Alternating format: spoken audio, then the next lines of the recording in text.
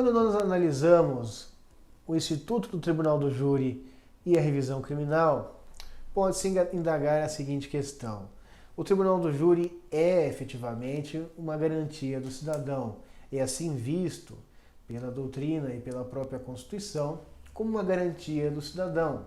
No entanto, a revisão criminal, como ação autônoma de impugnação em matéria penal, é também garantia do cidadão. Então, como conviver com essas duas garantias, com esses dois institutos, que é o Tribunal do Júri e a sua soberania e a revisão criminal? Nós devemos ter em mente de que a revisão criminal é cabível desde o juizado especial até o Supremo Tribunal Federal. Ou seja, qualquer órgão do Poder Judiciário está sujeito à revisão de seus julgados.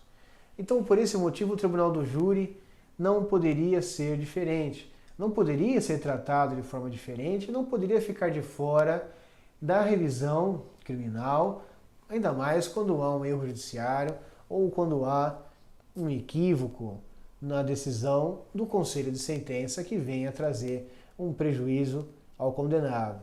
Então, o Instituto do Tribunal do Júri, por mais que se invoque a soberania dos vereditos, ela não dá rimo à concretude de um erro judiciário.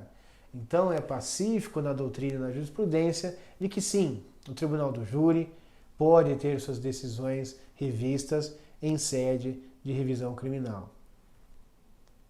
O que se discute aqui, nesse tópico, é qual o tribunal competente para proferir nova decisão. E é nessa parte que a doutrina diverge bastante. Doutrina de peso, autores renomados divergem quanto a essa questão.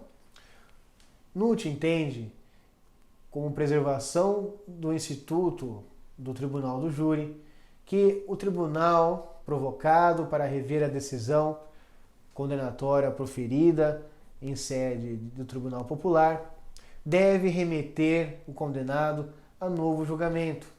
Ou seja, o tribunal não poderia promover uma absolvição, ele deveria remeter o condenado a novo julgamento para que o júri profira nova decisão.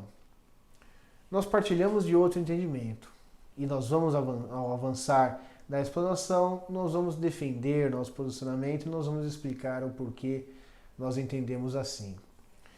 Nós seguimos a doutrina onde está Torinho, onde está Eugênio Pacelli e onde está Auri Lopes Júnior, que defendem que não há distinção, a lei não fez distinção até onde pode o tribunal revisor atuar.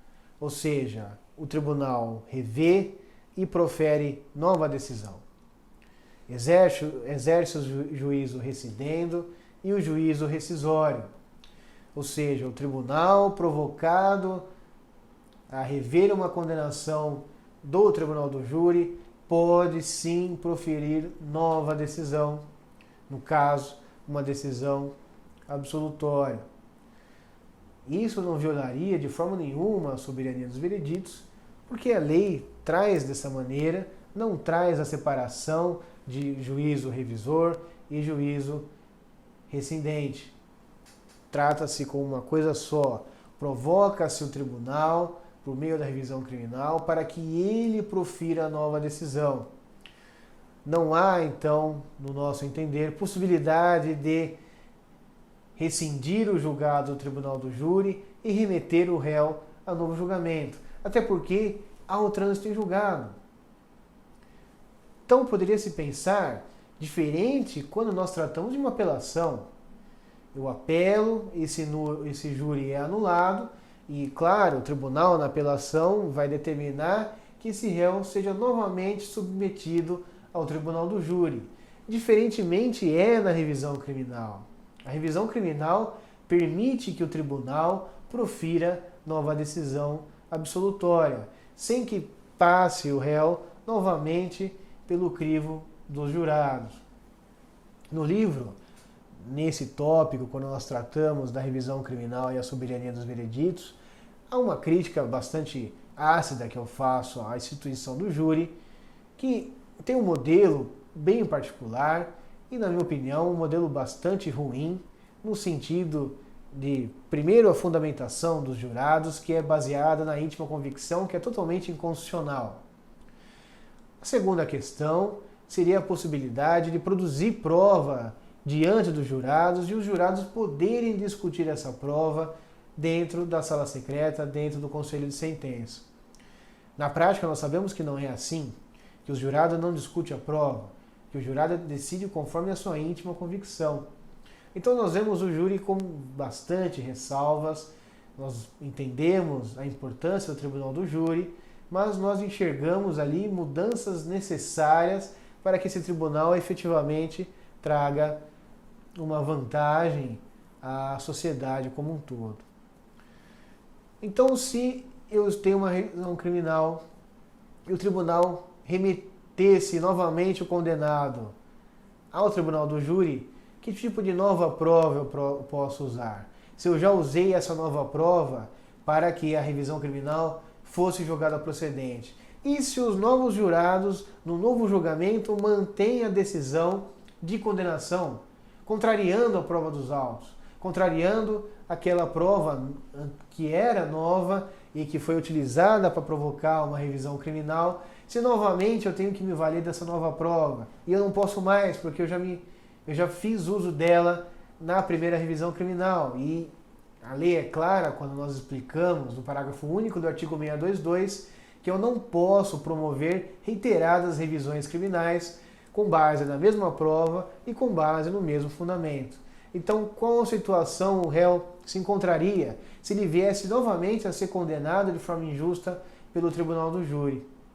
Pela primeira posição, pela posição do professor Nutt, o réu estaria em problemas muito graves. O condenado estaria ali impossibilitado de ofertar uma nova revisão criminal. Então nós entendemos como segunda posição, e essa posição nós defendemos no livro, nós mantemos esse posicionamento até o momento, porque nós não enxergamos possibilidade de mudá-lo até então, de que o próprio tribunal provocado, o órgão competente provocado na revisão criminal, o órgão jurisdicional competente para promover a revisão criminal, deve proferir nova decisão.